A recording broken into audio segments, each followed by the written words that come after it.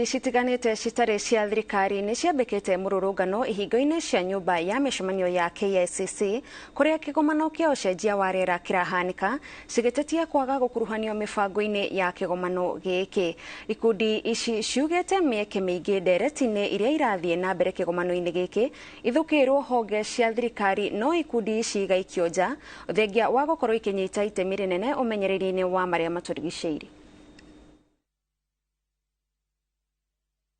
Africa Climate Summit has closed the space to civil society, particularly taking an inclusive approach to actually including us in the processes of setting the agenda.